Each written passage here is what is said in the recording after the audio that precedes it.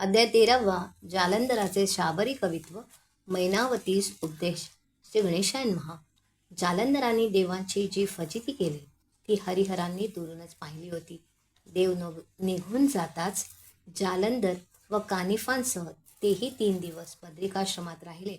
त्या मुक्कामी जालंधरांच्या पराक्रमाची व गुणांची प्रशंसा करून भगवान शंकर त्यांना म्हणाले, नाथजी, कलियुगात वेदविद्या मागे पडेल, त्यामुळे तिच्या योगाने होणारी कार्ये होणार नाहीत. अशा वेळी तरुण जाण्याच्या दृष्टीने लोकांना काही साधन मिळाले नाही तर ते दुःखी होतील. यातून मार्ग असावा म्हणून तुम्ही नाथांनी शाबरी कवित्व सिद्ध करून ठेवायचे आहे. हा सर्व खटाटोप लोकांचे हित लक्षात घेऊन केवळ परोपकाराच्या दृष्टीनेच करायचा आहे. हे काव्य कितीतरी मोठे असायला हवे. थोडेसे मंत्र सर्व प्रजेला पुरेसे होणार नाहीत. यात तुम्ही स्वतः 34 कोटी 12 लक्ष व कानिफांनी 6 कोटी 8 लक्ष इतकी मंत्र निर्मिती करायची आहे. प्रत्येक कलियुगात अवतार घेऊन तुम्ही ही विद्या उदयास आणता. पुढे हिच्या प्रसाराचेही काम आहेच.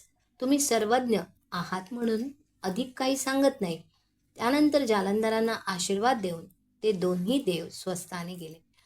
भगवान शंकरांकडून कार्यप्रेरणा मिळाल्यावर त्यांची पूर्तता करण्यासाठी जालंधर व कानिफ यांनी 12 वर्षे तिथेच वास्तव्य करून अथक परिश्रमांती 40 कोटी 20 लक्ष इतके कवित्व केले.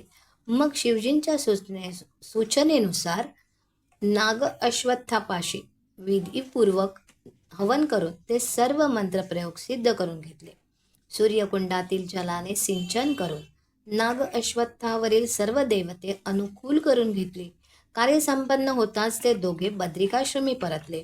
तेथे बद्रीनाथांच्या साक्षीने कानिफांना तपश्चर्येला बसवून जालंधर तीर्थाटनास निघाले. मैनावतीस उपदेश. कोणत्याही क्षेत्रात प्रवेश करताना जालंधराचा एक परिपाठ असे.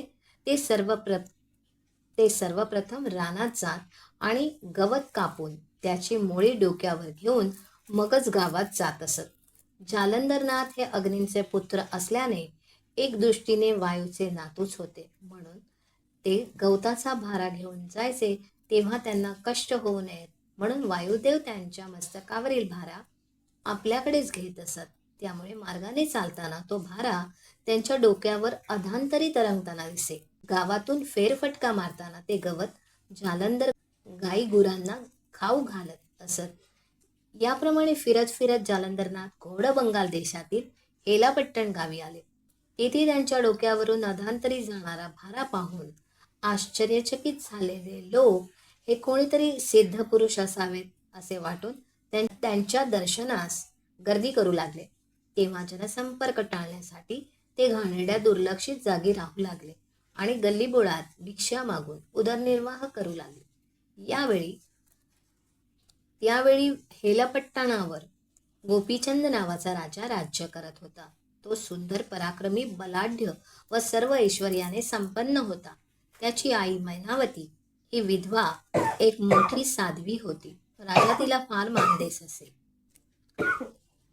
एके दिवशी मैनावती राजप्रसादाच्या सज्जात उभी असताना सहजच तिचे लक्ष हमरस्त्यावरून जाणाऱ्या जालंधरांकडे गेले.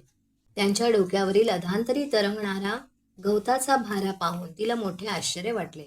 त्यावेळी हे कोणी महात्मा असावेत असे वाटून तिने आपल्या दासीला गुप्तपणे त्यांच्या मागावर पाठवले. ती नित्याप्रमाणे गायगुरांना चाला घालत व गल्लीबोळातून हिंडत तिन्ही सांजेच्या वेळेस सांदी कोपऱ्यातील उकिरड्यावर जाऊन बसले. दासीने येथील खाणाखुणा नीट लक्षात ठेवल्या आणि राजप्रसादात परतून मैनावतीला सर्व वृत्तांत सांगितला. त्या दिवशी रात्र समयास सर्वत्र निजानीज झालेली पाहून काही फळे व मिष्टान्ने घेऊन मैनावती दासी समवेत प्रसादाबाहेर पडली.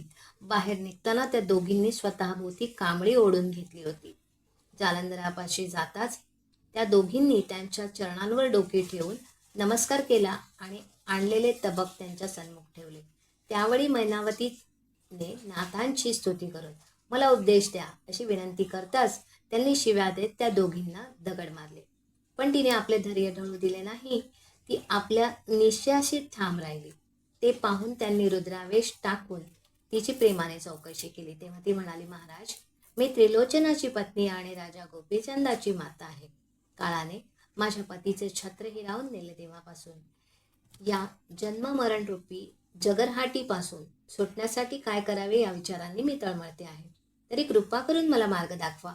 माझा अवेर करू नका. मला ऐहिकातले काही नको. मला मृत्यू भयातून सोडवा. मी तुम्हाला शरण आहे. माझ्यावर कृपा करा. मी रोज रात्री तुमची सेवा करेन.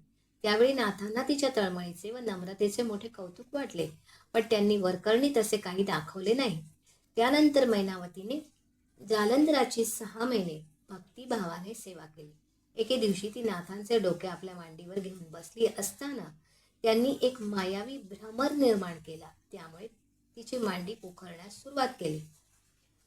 त्याने तिची मांडी पोखरण्यास सुरुवात केली. ती वेदना तिने सहन केली, पण त्यांची निद्राभंग होऊ दिली नाही. जाग येताच तिच्या मांडीला छिद्र पडले असून सर्वत्र रक्त विखुरले आहे हे नाथजींच्या लक्षात आले. त्यांचे हृदय कळवळले, चित्त प्रसन्न झाले आणि त्यांनी त्याच क्षणी तिच्या तारक मंत्राचा उपदेश केला. त्यामुळे तिला अद्वैत स्थिती प्राप्त झाली. त्यांनी अमरपद देऊन तिच्या जन्माचे सार्थक केले. शुभम भवतु.